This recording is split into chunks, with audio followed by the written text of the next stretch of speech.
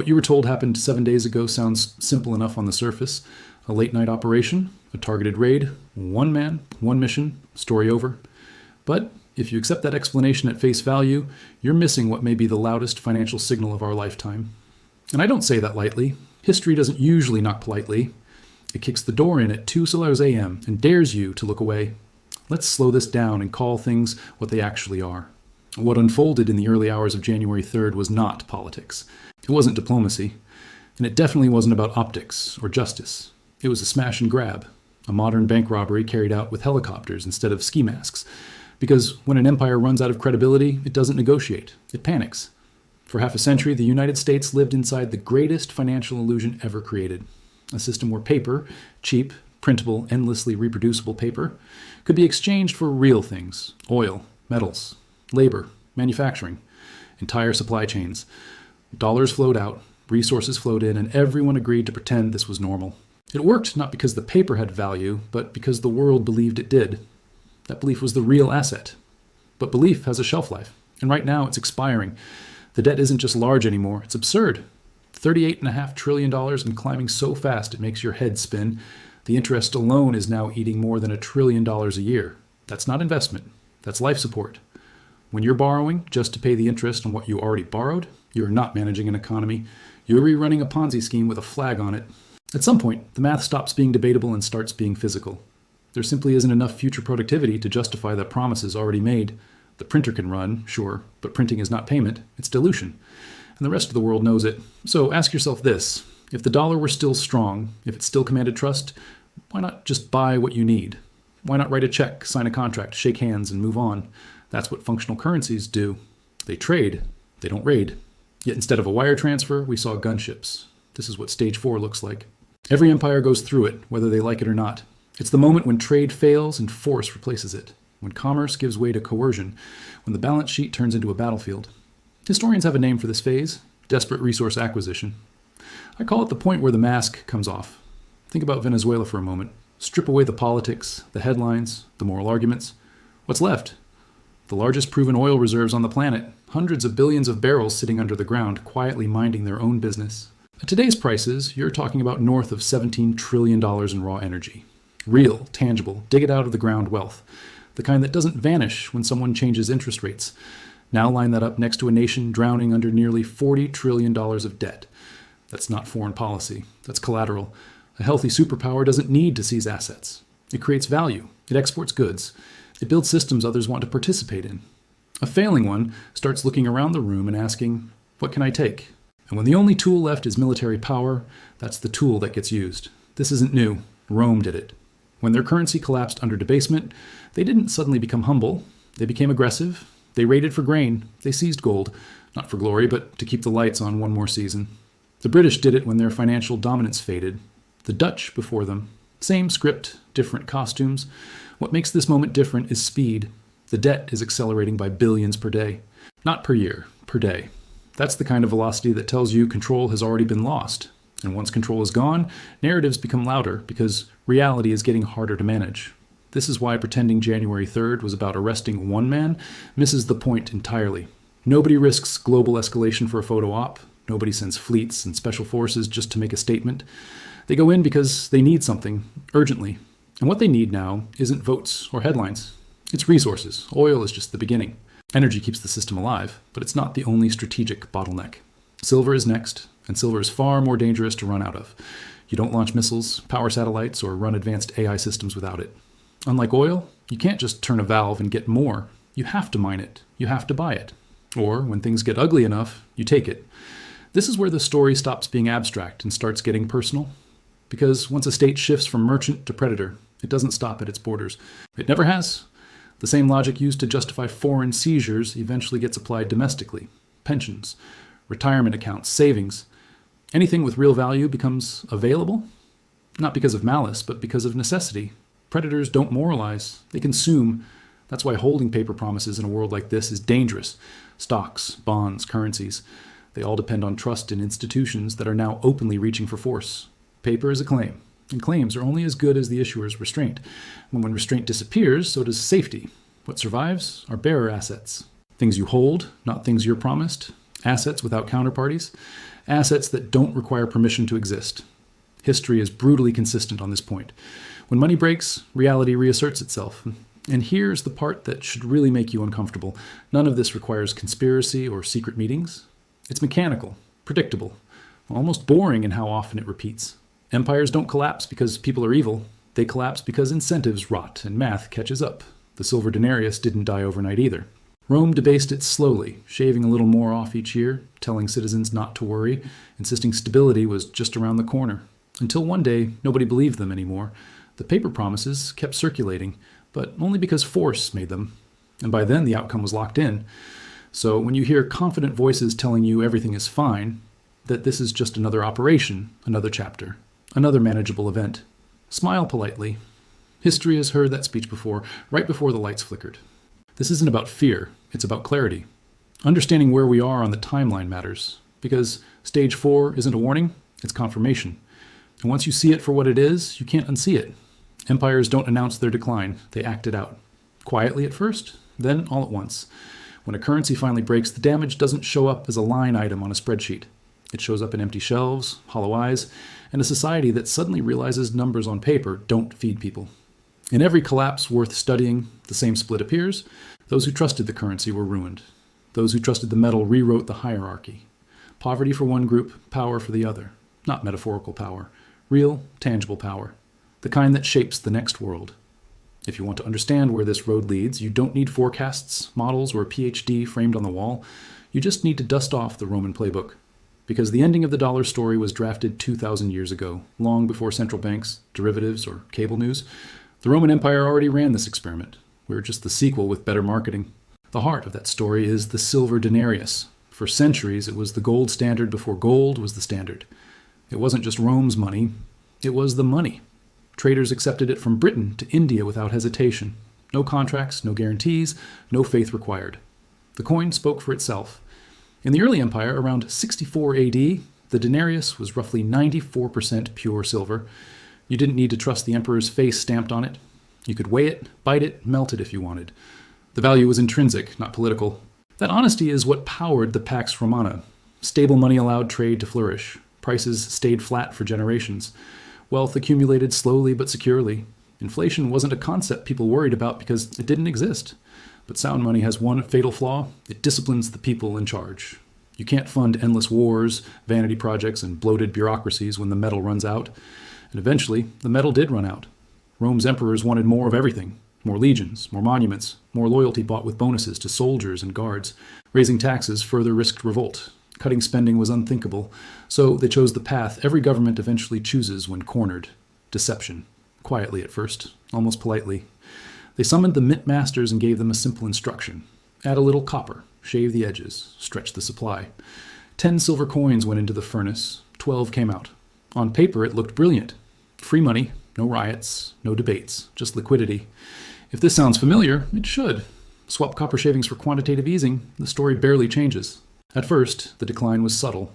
By 150 AD, silver content slipped to about 85%. Most people didn't notice. Life went on. Markets absorbed it. That's how these things always begin. Slow enough to ignore. But once a government learns, it can spend without immediate consequences. Restraint evaporates. By 218 AD, the silver content had collapsed to 43%. A generation later, the denarius was effectively dead. By 265 AD, it contained just 0.05% silver. Not 5%, not 0.5%, a rounding error. It was a copper coin with a cosmetic silver wash, a lie thin enough to fool no one except those forced to accept it. And that's when reality reasserted itself.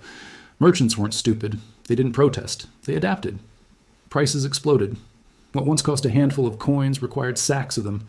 Wheat that sold for 7 or 8 drachmas ballooned to over 100,000. Savings vanished. Retired soldiers on fixed pensions starved because their pay couldn't buy bread. The middle class, the backbone of any empire, was wiped out. Trade collapsed into barter. Money lost its function. Even the army refused payment in denarii. They demanded gold, land, salt, anything real. When the soldiers won't take the money, the illusion is over. Rome didn't fall in a single dramatic moment. It unraveled into chaos, civil war, and darkness. Now fast forward and look at your own wallet. Since the creation of the Federal Reserve in 1913, the US dollar has lost over 98% of its purchasing power. That's not opinion. That's arithmetic. The value wasn't stolen overnight. It was shaved off slowly, year by year, just like Rome did. Same strategy, different technology. But today's version is more sophisticated and far more dangerous. Instead of debasing the metal itself, the system debases the claims on the metal. Welcome to the paper silver market, the ultimate coin clipping operation. Bullion banks sell contracts that supposedly represent silver, but they issue hundreds of paper claims for every ounce that actually exists. It's fractional reserve banking applied to commodities. For 1 ounce in a vault, there may be hundreds floating around on paper. This suppresses the price, funds government debt, and keeps the illusion alive. Sound familiar? It should. Rome diluted silver to pay legions. Modern empires dilute claims to pay deficits. Same fraud. Cleaner hands. You're told silver trades at a certain price, but that's the paper price. The promised price. The diluted price. Just like the Roman citizen who believed he held silver but really held copper, modern investors believe they hold wealth while holding claims on a system drowning in liabilities. And now we're approaching the next phase, loss of confidence. Stage 5 is when the public wakes up. Not all at once, but enough to matter. When the merchant in Shanghai, the oil producer in Riyadh, and the farmer in Kansas all come to the same conclusion, I don't want your paper. I want something real. This is when currencies don't just weaken, they get rejected. That's why recent events matter. That's why force is replacing trade. When money fails, governments don't suddenly become humble. They reach for power. Oil is real, silver is real, paper is not, and the state knows it. But here's the part most people miss. The collapse doesn't blindside the elites. It never has. In Rome, senators didn't hold denarii. They held land, gold, slaves, productive estates. They insulated themselves while the currency imploded. And today's elites are doing the same thing right in front of us.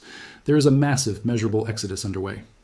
According to recent migration data, over 140,000 millionaires are leaving traditional Western financial centers. This isn't rumor. It's capital flight on a historic scale. They're selling properties in New York and London, closing accounts and relocating.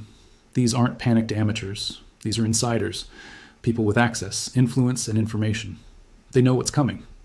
And while the public is being reassured that everything is strong and resilient, the lifeboats are already in the water. Why now? Because the mask slipped.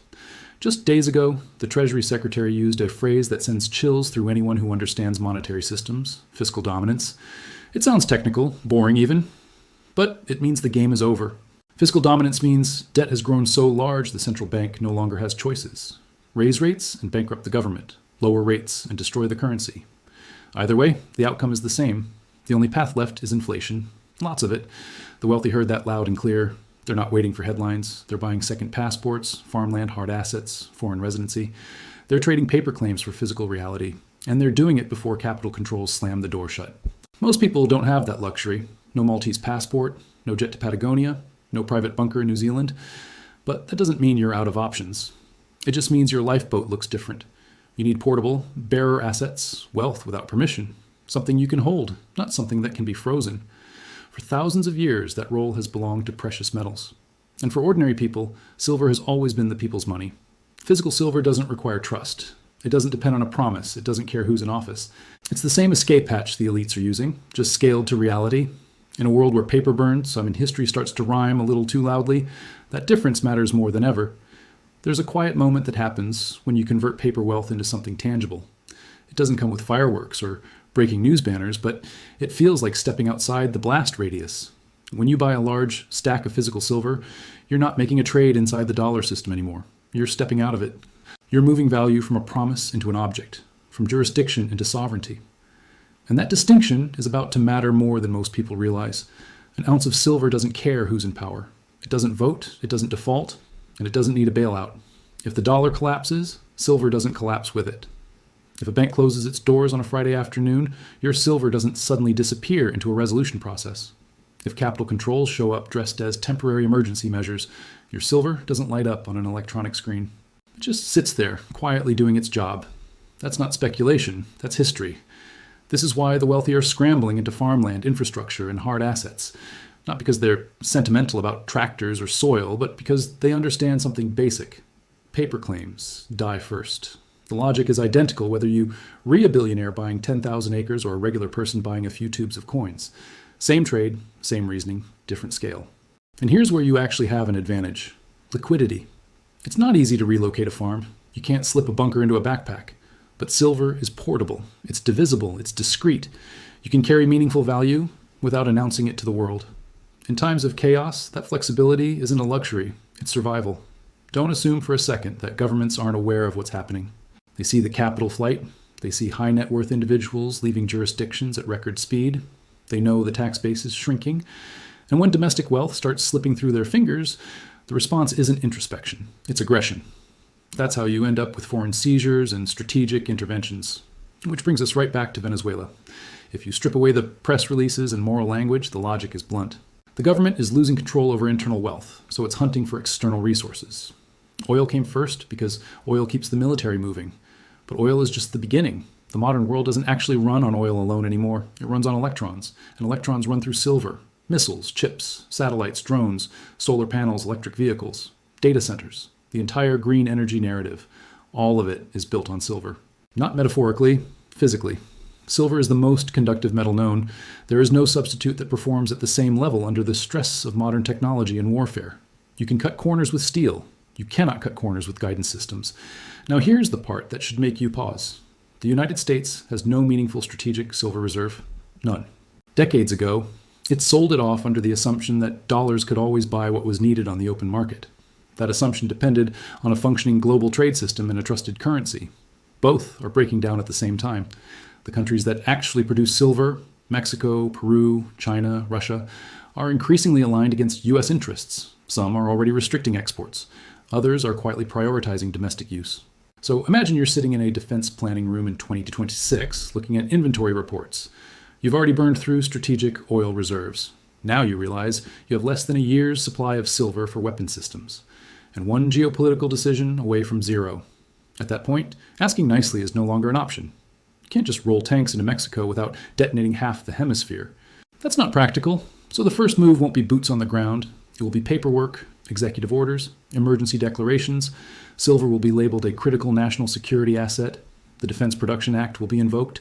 Miners will be told who they re-allowed to sell to, and who they re-not. This won't look like a raid. It will look like regulation. But the effect will be the same. The supply available to the public will vanish overnight. Not because silver disappears, but because access to it does. And that's why silver's price dynamics are so dangerous for anyone unprepared. Oil is burned. It's consumed and gone. Silver is different. It's hoarded. It accumulates in vaults and safes. And the entire investment-grade silver market is shockingly small. Smaller than most people can wrap their heads around. The total available supply is worth less than what the stock market loses on a bad afternoon. If the Department of Defense needs 100 million ounces, which is not a crazy number, there is no market price that balances that demand. At that point, price becomes irrelevant. They will pay whatever is required, because the alternative isn't inconvenience, it's military failure. That's how you get $200 silver or $500 silver. Not because investors get excited, but because governments panic. So when you see oil seizures, don't think about gas prices. Think about logistics. Think about supply chains. Think about what comes next. Because oil was stage 1, silver is stage 2, and stage 5 is when the public finally connects the dots. Stage 5 is internal panic. It's when people realize the government is consuming the economy to keep the machine running. It's when trust in paper assets collapses all at once, not gradually. These shifts don't happen politely. They happen like a dam breaking. One moment, everything looks stable. The next, the entire valley is underwater. We're standing right at that wall, and the events you're watching are the cracks. The government has shown you, through action, that the dollar is no longer a store of value. It's a tool, a weapon. And when everyday people, teachers, contractors, truck drivers, small business owners, realize their savings are backed by nothing but jets and debt, psychology will snap. There won't be a memo. There won't be a countdown. There will be a run. People won't wait for instructions. They'll leave banks. They'll exit bonds. They'll dump paper assets and sprint toward anything real: food, land, tangible goods, and silver. Here's the tragedy. When that stampede starts, it's already over. Inventory won't tighten. It will vanish. The millionaires will already be positioned. Governments will already be intervening. The price might say $300 on a screen, but there will be no screen to click. Just sold-out signs and waiting lists. That's why today's price isn't really a price. It's a window. It's the market offering access before the rules change. Saying silver is expensive right now is like complaining about the cost of a lifeboat after you hear metal tearing below deck. The number doesn't matter. Access does. We've seen this before. The Romans who held debased currency were wiped out. They starved while holding money that looked official but meant nothing. The ones who held metal survived. They carried wealth through collapse and became the foundation of whatever came next. You're standing at the same fork in the road. You can cling to paper and hope politicians solve a debt problem they created. You can assume the warnings are exaggerated and the exits are imaginary. Or you can look at the helicopters seizing oil, the billionaires leaving quietly, the empty vaults, and make a decision. The largest wealth transfer in human history didn't start with a press conference. It started in the early hours of January 3rd.